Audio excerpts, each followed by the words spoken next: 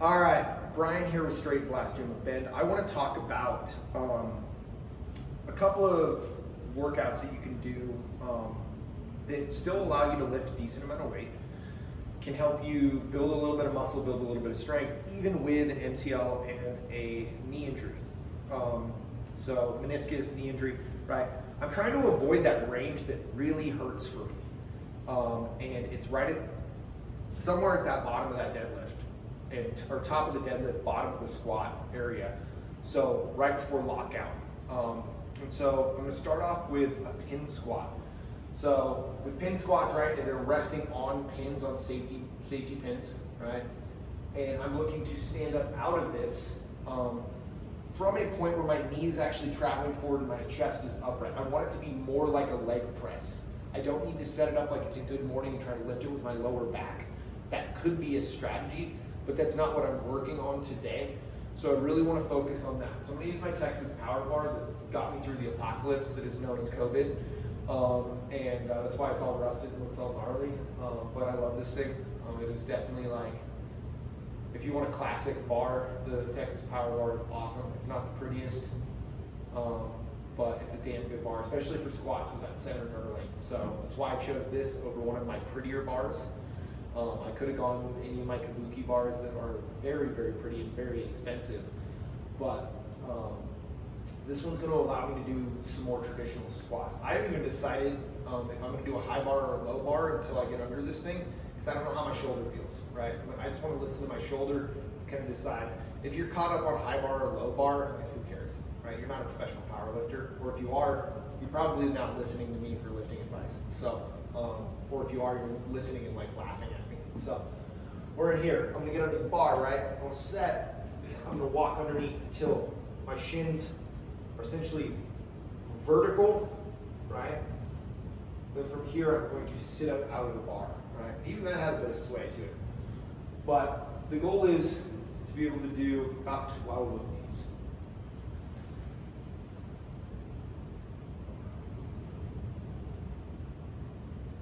And I'm going to be adding weight as we go. So I'm going to consider this kind of a warm-up set.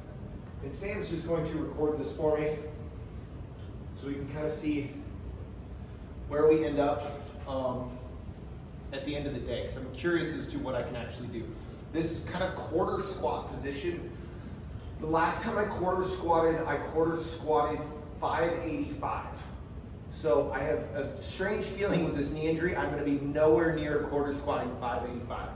If I hit the 300s today, that would be rad, right? Putting 300 pounds on my back right now would be super. I'm going to do 50-pound jumps. We're just going to play with it. So, all right.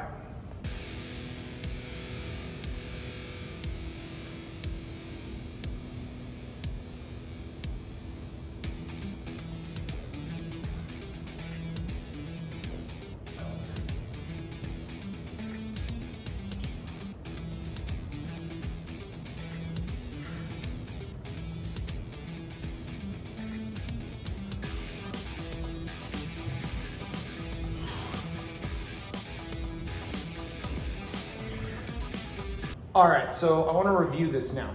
So we got up to 275 today from the pin right below the 6. Next week I'm going to drop it down on the 2-inch holes, down 1, right?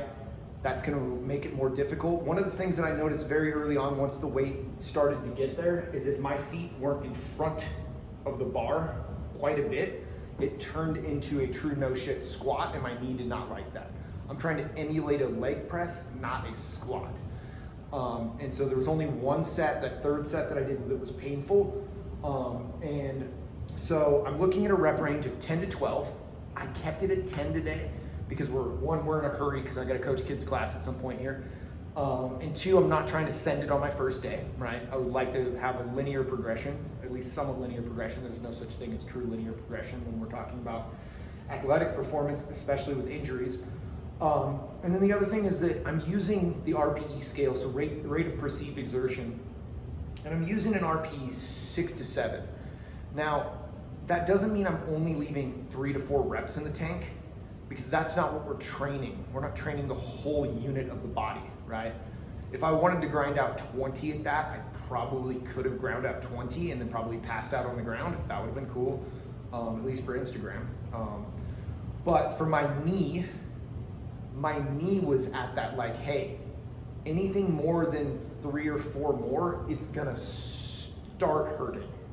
I don't wanna wait until it hurts and then push through and re-aggravate the knee.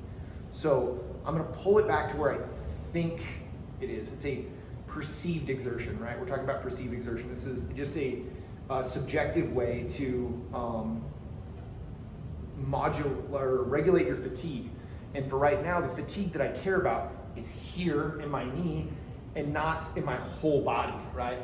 And so that's the big piece that I want you guys to kind of think about. And so we're gonna switch exercises. I'm gonna do something else, and hopefully you guys will get a feel for the totality of kind of what my rehab movements are. So thank you guys for your time.